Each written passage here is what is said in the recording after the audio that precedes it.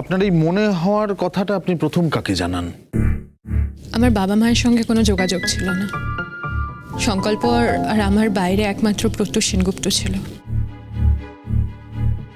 তাই আমার এই মন বদলে যাওয়ার কথাটা আমি সবার আগে প্রত্যুষকেই বলি। শুনে প্রত্যুষ সেনগুপ্ত খুব আপসেট হয়ে গেছিলেন। যেমন আপসেট হয়েছিল তেমন খুশিও হয়েছিল। সংকল্পের সঙ্গে আমার সম্পর্কটা রিভাইভ হচ্ছিল। অন্তত তখন আমার মনে হয়েছিল প্রত্যুষ সংকল্পকে খুব ভালো বন্ধু মনে করত এবং ভালোবাসত। সংকল্প প্রত্যুষকে খুব ভালোবাসত। ওদের দুজনকে যারা কাছ থেকে দেখেছে তারা সেই কথাটা জানে। আপনি বললেন যে তখন আপনার মনে হয়েছিল, তার মানে এখন আপনার মনে হওয়াটা বদলে গেছে, তাই তো? দেখুন, আপনার এই প্রশ্নের উত্তরটা আমি হ্যাঁ বা না কোনোটাই দিতে পারবো না। এটা নিয়ে আমার মনে যথেষ্ট সন্দেহ আছে। আচ্ছা, আমি আপনাকে আর বেশিক্ষণ বিরক্ত করব না। দু একটা ছোট প্রশ্ন আছে, আপনি যদি উত্তর দিয়ে দেন। সংকল্প চ্যাটার্জির সঙ্গে তার বন্ধু বান্ধব হতে পারে, পরিচিত হতে পারে, সবচেয়ে বেশি টাচ কাদের পেয়েছেন, কাদেরকে কাছাকাছি পেয়েছেন? মানে সংকল্প চ্যাটার্জির কয়েকজন বন্ধু বান্ধবের খোঁজ আমরা পেয়েছি এবং তার সঙ্গে কথা বলে সেরকম কিছু পাওয়া যায়নি যার থেকে মনে হতে পারে যে তারা সংকল্প চ্যাটার্জির কোনো ক্ষতি করতে পারে। পারে না তো। আমি তো বললাম সংকল্প অজাত শত্রু। তার মানে আপনাদের মধ্যে একমাত্র রয়ে গেলেন কিন্তু সেই প্রত্যুষ সেনগুপ্তই। হ্যাঁ, এই কথা ঠিক। আমার রিলেটিভসদের সাথে কোনো সম্পর্ক ছিল না, আর সংকল্পের রিলেটিভসরা অনেক দূরে থাকেন। তাই আমাদের দুজনের মধ্যে বাইরের লোক বলতে একমাত্র প্রত্যুষ সেনগুপ্তই ছিল।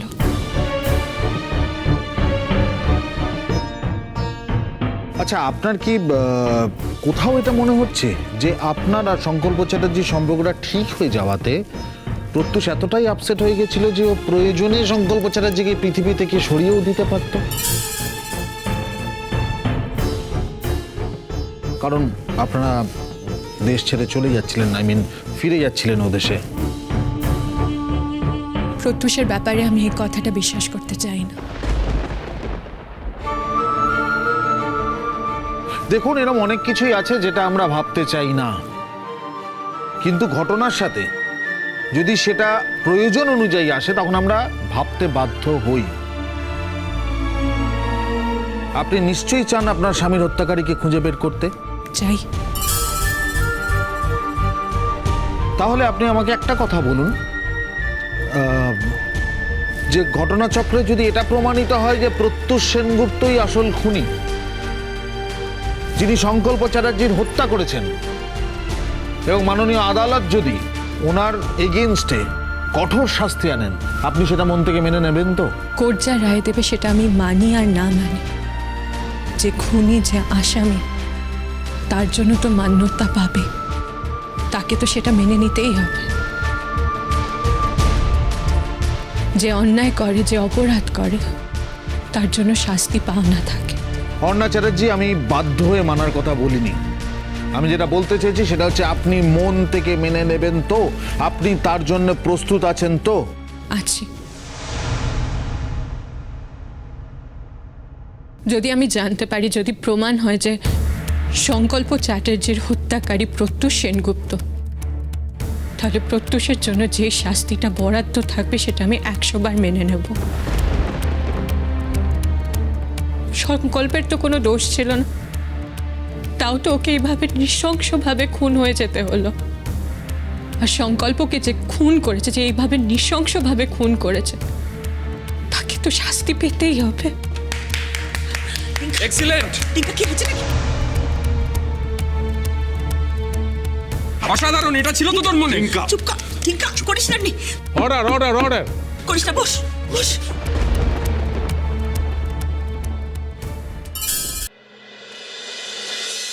ইওর অর্ডার, আমার ওনাকে যা যা প্রশ্ন করার ছিল প্রশ্ন হয়ে গেছে, আমার যা জানার ছিল হয়ে গেছে। স্যার, আমি সাক্ষীকে কিছু প্রশ্ন করতে চাই, আপনার অনুমতির অপেক্ষায় রইলাম। অনুমতি দেওয়া হলো। Thank you sir.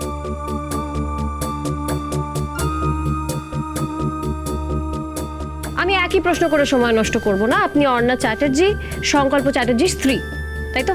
হ্যাঁ। বেশ, আমার খুব স্পেসিফিক কিছু প্রশ্ন আছে, আশা করি আপনি উত্তর দেবেন। যদি জানা থাকে নিশ্চয়ই দেব।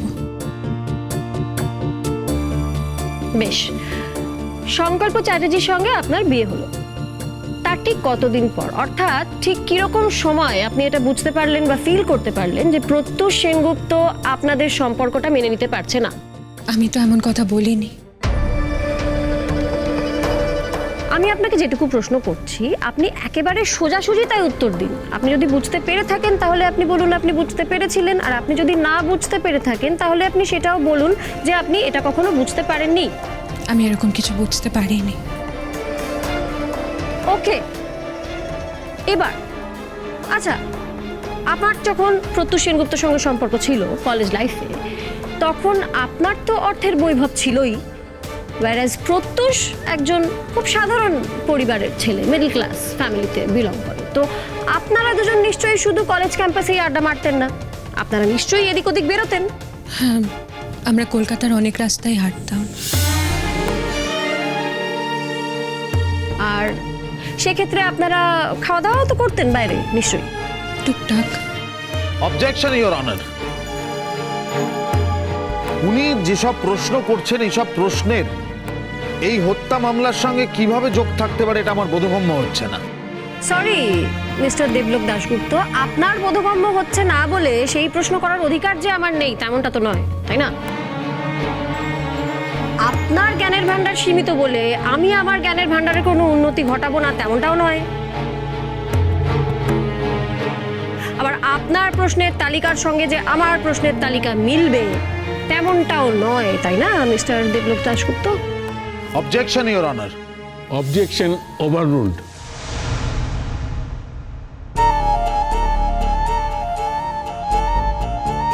Thank you your honour. আপনি উত্তর দিন, আপনারা বাইরে টুকটাক খেতেন তো? হ্যাঁ, কখনো ফুচকা খেতাম, কখনো কফি শপে কফি খেতাম, এইটুকুই। পেমেন্ট কে করতো? দুজনেই করতাম। আপনার তো গাড়ি আছে, তাহলে আপনারা গাড়িতে ঘোরাঘুরি না করে পায়ে হেঁটে কেন ঘুরতেন কলকাতা শহরে? প্রত্যুষ আমার গাড়িতে উঠতে পছন্দ করতো না। কেন সেটা জানতে পারি? সেটা আমি সঠিকভাবে বলতে পারবো না। হতে পারে আমার অর্থের ওই বৈভব ওর পছন্দ ছিল না, আর প্রত্যুষের খুব সিম্পল লাইফ পছন্দ, ভালোবাসে ও।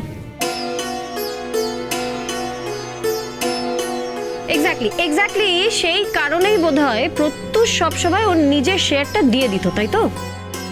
কখনো এমনও হতো যে আমি যদি ওকে খাওয়াতাম তাহলে পরের দিন ও আমাকে খাওয়াতো, কিন্তু গাড়িতে কখনো উঠতো না। Thank you so much. এই তথ্যটা আমার কাছে একটা ভীষণ গুরুত্বপূর্ণ তথ্য, point to be noted your honour. আচ্ছা, এবার আমাকে একটা কথা বলুন, আপনার সংকল্পের সঙ্গে বিয়ে হয়ে গেল, আর আপনার বিয়ের পরই প্রত্যুষ মানসিকভাবে ভীষণ ভেঙে পড়েছিল, স্বাভাবিক। প্রত্যুষ আপনাকে ভীষণ ভালোবাসতেন এবং আপনিও প্রত্যুষকে খুবই ভালোবাসতেন, এবং আপনারা দুজনে সংসার করবেন বলে ভেবেছিলেন, তাই তো? হ্যাঁ, ও খুবই আপসেট হয়ে পড়েছিল। ও বিশ্বাস করতো সংকল্পের সাথে আমার একটা ভাব ভালোবাসা আছে। কখনো রাস্তায় দেখা হলে কিংবা আমি যদি ওকে ফোন করতাম, মিসবিহেভ করতো। ও ধরেই নিয়েছিল যে আমি সংকল্পের সাথে সুখে আছি।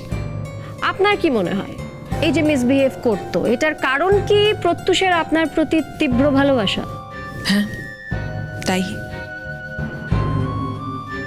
বেশ, আচ্ছা একটা কথা বলুন, তারপর একটা সময় কি আপনার মনে হতে শুরু করলো যে প্রত্যুষের ভালোবাসার বাঁধনটা একটু আলগা হয়ে যাচ্ছে? যদি মনে হয়ে থাকে সেটা ঠিক কখন মনে হতে শুরু করলো? সংকল্পের সাথে যখন প্রত্যুষের একটা বন্ধুত্ব হয় তখন প্রত্যুষ আমাকে বারবার বলতো যে সংকল্প খুব ভালো মানুষ, আমার ওর সাথে থাকা উচিত, ওর সাথে সংসার করা উচিত, আর আমার প্রত্যুষকে ভুলে যাওয়া উচিত। তখন বরং আমি প্রতিবাদ করতাম, কিন্তু ও ধারাবাহিকভাবে আমাকে বুঝিয়ে যেত। গুড। তারপর তারপর একদিন আমি দেখি কিয়া বলে একটি মেয়ে ওর জীবনে এসেছে। প্রত্যুষ ডিনাই করতো, বলতো যে কিয়া ওর ব্যান্ড মেম্বার, কিয়ার সাথে ওর কোনো মানসিক যোগ নেই। কিন্তু আমি ডে 1 থেকে বুঝেছিলাম যে কিয়া প্রত্যুষকে ভালোবাসে, and that is proven also. কিয়া নিজের মুখে আমাকে বলেছিল যে ও কিয়া পৃথিবীতে সব থেকে বেশি প্রত্যুষকে ভালোবাসে।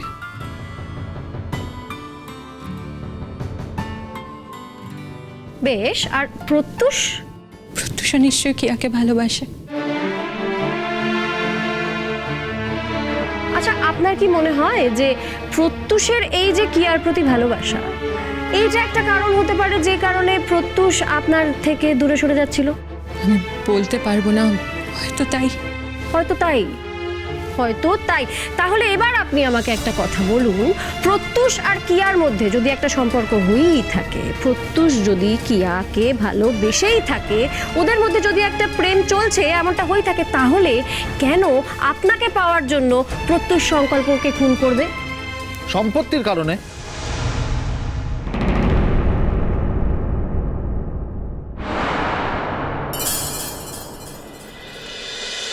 She